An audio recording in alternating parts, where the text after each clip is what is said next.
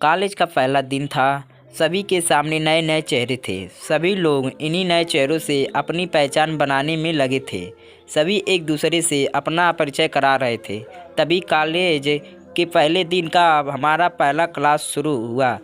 Class से पहले चल रहे कि इस सिलसिले को मैम ने और आसान बना दिया। उन्होंने आते ही सबसे पहले सभी को अपना सबके सामने परिचय देने को कहा। सभी स्टूडेंट एक एक कर अपने बारे में बता ही रहे थे।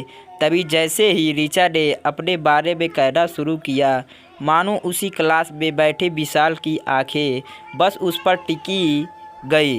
विशाल बड़े ही गौर से ऋचा का इंट्रोडक्शन सुनने लगा और उसे एकटक देखने भी।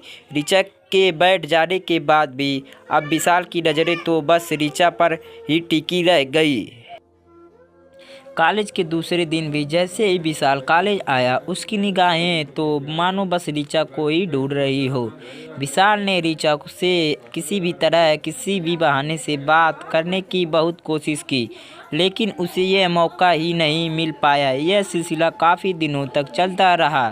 तभी एक दिन कॉलेज में एक असाइनमेंट के लिए एक ग्रुप बनाया गया, जिसमें ऋचा और विशाल का नाम एक ही ग्रुप में था।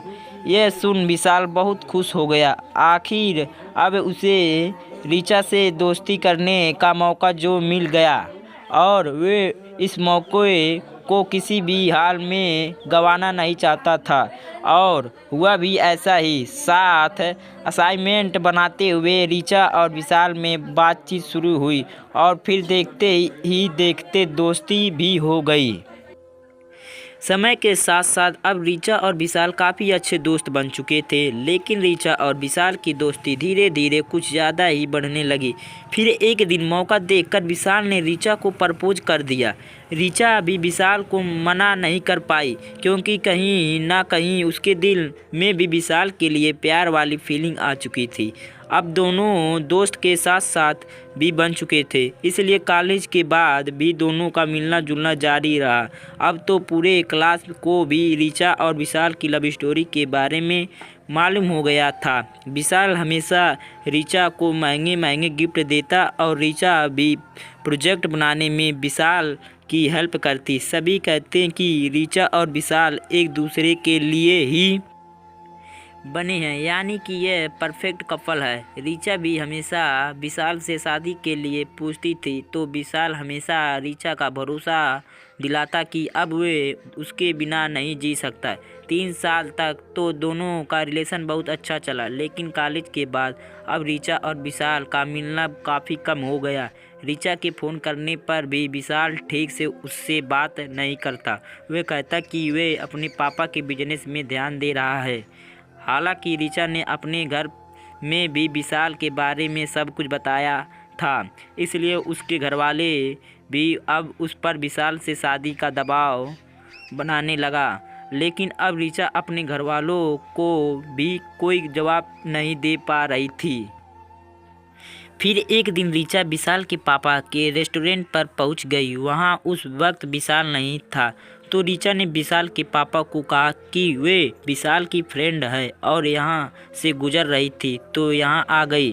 फिर मैंने किसी तरह से उसका नाम जाना और जल्दी विशाल के पापा ने ऋचा को बैठाया और वेटर से कुछ खाने पीने की चीज़ें लाने को कहा। दोनों बैठकर बातें करने लगे कि तभी विशाल के पापा ने कहा कि बेटा, तुम आ रही हो ना विशाल की शादी में। यह सुन तो मानो ऋचा को अपने कानों पर विश्वास ही नहीं हुआ।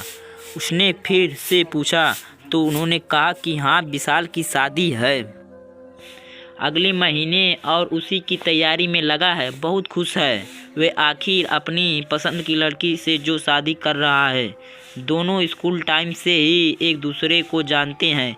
यह सुन अब ऋचा बिल्कुल निस्बंद हो गई और वहाँ से निकल पड़ी। घर आकर ऋचा सीधे अपने कमरे में गई और खुद को कमरे में बंद कर घंटों रोई।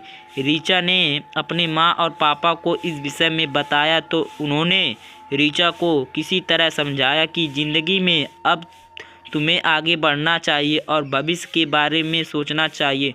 जो गुजर गया वह गुजर गया, अब उसके बारे में सोचकर अपनी आगे की ज़िंदगी खराब मत करो। लेकिन ऋचा अभी भी विशाल को भुला नहीं पाई और रोज रात को रोते हुए अपने दिल को दिलासा देते हुए कहती है, तो क्या हुआ जो एक दिल टूट गया। दोस्तों, आपका प्यार हमेशा सफल और सच्चा हो यह ज़रूरी नहीं होता। कई बार लोगों को प्यार में धोखा भी होता है, लेकिन इसमें कहीं ना कहीं कमी आप में भी रही होगी। जो आपने ऐसे इंसान से प्यार किया जो आपके लिए था ही नहीं, कहीं ना कहीं इंसान को परखने में गलती आपसे भी हुई होगी।